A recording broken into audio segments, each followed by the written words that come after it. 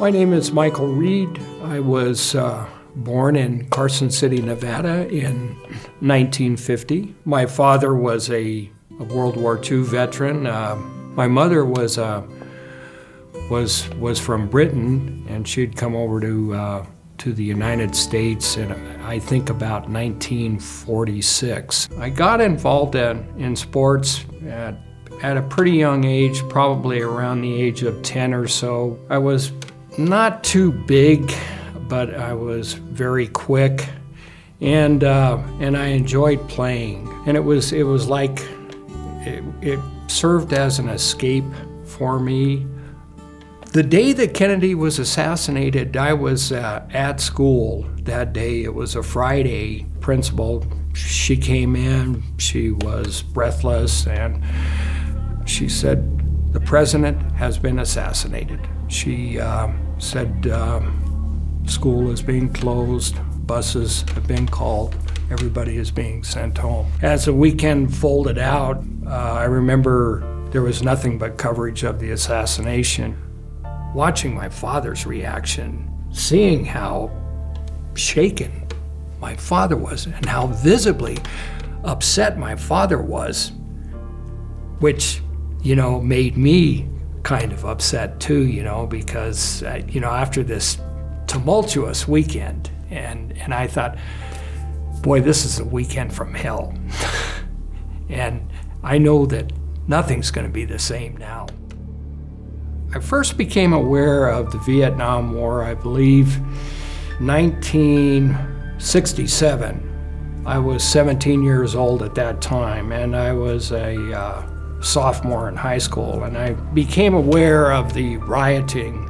What was apparent to me was that there was a lot of discord and unhappiness was coming out, and the casualties were quite high. I would go to the study hall and read the newspaper, and I would read about people that were voicing their unhappiness about the draft and being drafted, and some were talking about going to Canada. Well, what if I have to serve? What if I'm put in a position where I have to go off and serve? And so this would cause me quite a bit of discomfort. And even my father, he would say, I don't know about this war here. I have my doubts about it. I'm wondering if we're doing the right thing. So I was 19 years old, and at this time I was a high school senior. They had the draft lottery, and there'd been a lot of hype about this draft lottery. Nixon had been elected president, and I remember it was gonna be on national TV, and so my stepmother and I are watching the lottery on TV, and we get to number 13, and my birthday comes up, July the 8th, draft lottery number 13, and I didn't say anything. I just got up. I was lying on the couch. I immediately sat up. I looked at my stepmother, and I just got up off the couch, walked out of the house. I took a pack of cigarettes with me, and I walked, and I thought, what am I going to do now? I thought about going. I seriously played around with the idea of going to Canada. That thought was dominant in my mind. My dad, and the type of person that my father was, if I was going to do something, I needed that guidance from my father. My father was a veteran, so I thought that was the reason that I decided to just see how things turned out for the time being. I'd gotten my orders for Vietnam, and I had a 30-day leave, and I remember my father and my brother and stepbrother dropping me off. We shook hands and that, and we were all very reserved, and I turned away and tears came to my eyes. I didn't want them to see it, but we were in Oakland at a holding area, and then, there we were. lined up, just waiting to board the jet. And then it just hit me. And boy, that line, it just seemed to be moving very, very slow. And then I realized that we were over the ocean, and I thought, maybe the engines will go out, and maybe we'll land on the ocean, and I can swim back to shore. Maybe we can all swim back to shore. I just had so many thoughts, and the plane there was silence, that nobody was talking. It was so eerie how silent that plane was, all of these soldiers, and nobody's talking. Just the unhappiness, it just pervaded the entire plane, I felt like this was happening to another person, I felt like it was he looking at I, I felt like I was kind of in reality and drifting out of reality at the same time, if there is such a thing. I'd been in the Army for I think at that time about 6 months. And I knew I wasn't the same. I knew I was completely changed. I was assigned to the 164th Aviation Group. Boy, it was a whole different experience. As I mentioned, I was a POL specialist, and when you're a fuel handler, it's stressful. You work physically hard, but you're expected to have a pretty decent, a good overall knowledge of fuel handling equipment. Most of the work that I was doing had to do, at that point in time, had to do with mobile staging operations. I would take fuel handlers' equipment, load them up into the helicopters, and then take them out into the field and set up staging operations. I flew on lots of different helicopters. As I mentioned, I flew on the Chinooks, sometimes fly in the crew chief's seat, and sometimes I would fly in the door gunner's seat, Sometimes I would just be on the floor with the fuel equipment. Sometimes I would be in what we call the tree huggers, as we call them, I went out in those a few times. They were top-notch pilots.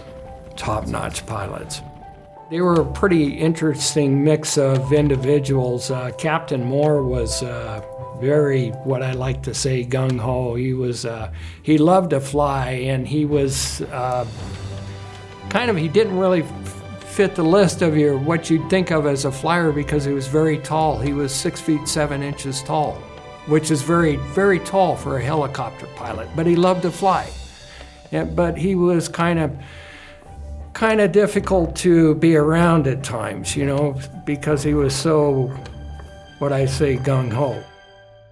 There were times when we would be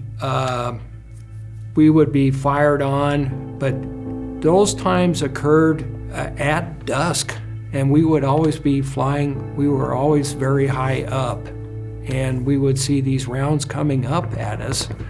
You could see the tracers on the rounds, but we would always be flying high enough up. You would see these bullets coming up. After a while, you just got used to seeing this.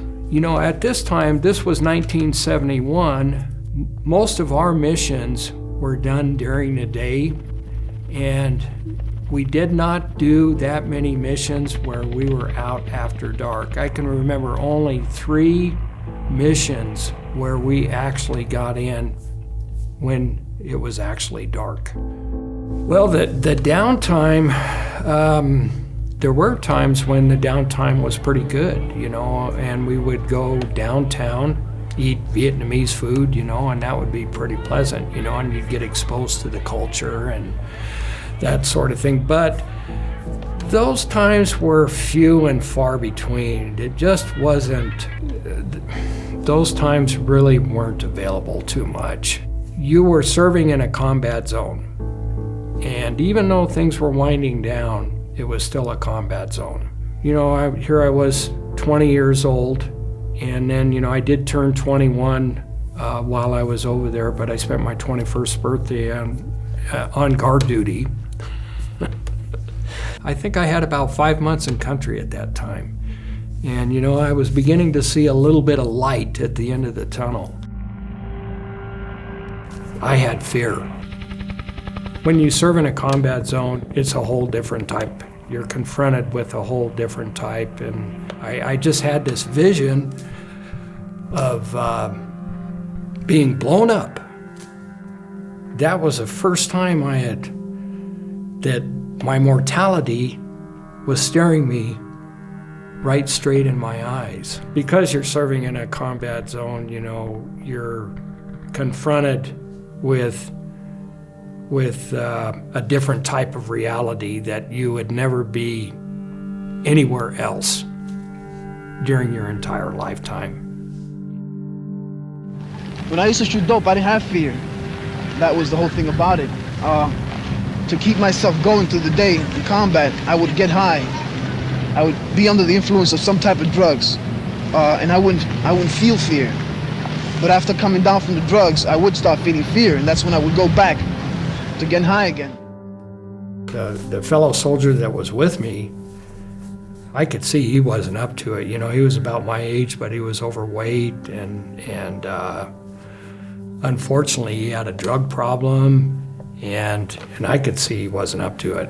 And you know, I was the one that was going to be doing most of the work. He had a problem with what we call skag, and which was heroin, and the heroin there was so pure that the soldiers that became addicted would buy it, and a habit could be maintained for about $20 a week.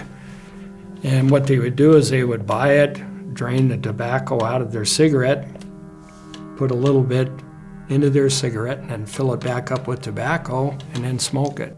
When he knew that he was getting short on his stay in Vietnam, he knew he would have to get off of it or he wouldn't be able to pass a drug test to get back into the United States. And he stopped the last few days there in the hooch, and we practically had to carry him to the helicopter. I mean, it was terrible. He started throwing up, and then eventually he just had violent dry heaves, and he was overweight to begin with, and he was so weak, I thought he was gonna die. To this day, I don't even know if he made it out of the, when he got to Long Binh, if he even made it out of the country, or if he needed follow-up care when he got to Long Binh. But I saw other soldiers that developed a problem, and every once in a while you would hear about somebody that would die from it, and they would never publicize it as a combat death, you know, because it was drug-related. I did 27 months, 3 weeks, 4 days, 11 hours, 38 minutes, and 43 seconds over there. I got 14 holes in me that I cannot explain to my child, okay? You come home, people treat you like shit. Excuse me for cursing, but I'm telling you how it was. Then you say you from Vietnam, everybody look at you like you're a leper. Crazy. You know what I mean? Hey, I did not volunteer to go to Vietnam. I was drafted. Crazy. Probably still a little angry and bitter about the whole experience. I certainly would not go back. I would do whatever I could to prevent my son from ever being in the military service. Westmoreland is, in my opinion, should have told Johnson the true facts about what was happening in Vietnam, how many NBA regiments they had waiting for us, and there wouldn't have been no Tet Offensive in 1968, and we wouldn't have lost 58,000 men, and we wouldn't have lost the war. I feel that most of us went, at least in the early days of the war, before any of the anti-war stuff had started, pretty ignorant about what was really going on. Yeah, you see, when we come home, we were stereotyped. Yeah. Everyone was mentally incompetent or they were a drug fiend. Yeah. And there's 50 million guys out here right now who can tell them that they're a damn lie. I didn't shame my country. I went in with the righteous heart. I love my country. I love my people in my country. This is the best country in the world, but we got screwed in Vietnam. I'm telling you how it is. Right. That's a fact. That's a fact. We got it. I arrived in January of 1971, I believe it was January the 4th, and I left December 18th of 1971. So I was there for 11 months and about 3 weeks. I remember when I came home, I was happy and elated and relieved. I was an emotional wreck. drank quite heavily. But nonetheless, I was happy to be home, and started to encounter a lot of comments that were, really hurtful, and that, I mean, comments like, did you really line up women and children and shoot them? Did you engage in those massacres that they talk about? And I thought, I just don't want to even talk about this with anybody anymore. And it was like I started to bury it without realizing it. And I did this for decades.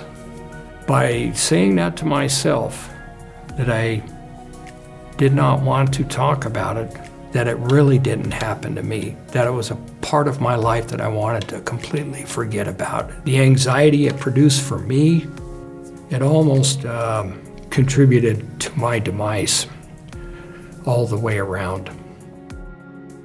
Well, I had no idea that I had artistic ability until I'm an alcoholic, and the thing is I spent a large part of my life trying to close down pretty much every bar that I went into. And then when I quit drinking, I came to this realization that I had some artistic ability.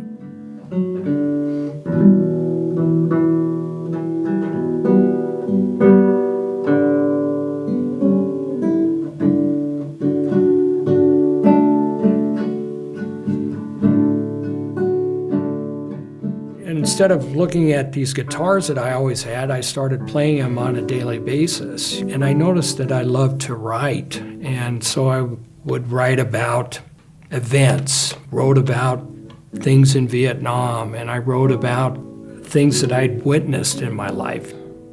So, and then I noticed that I loved to write poetry in that. And then when I entered the art festival at the VA, and I started to, not only did I enjoy participating, but when I was starting to get these awards for singing and playing the guitar, I just really enjoyed that. I'll tell you, from then to now, the shift has been just unbelievable. It was so negative back then. I began to notice it around 2001, 2003. People were coming up to me if they found out that I was a veteran, and they were shaking my hand and saying, "Thank you for your service."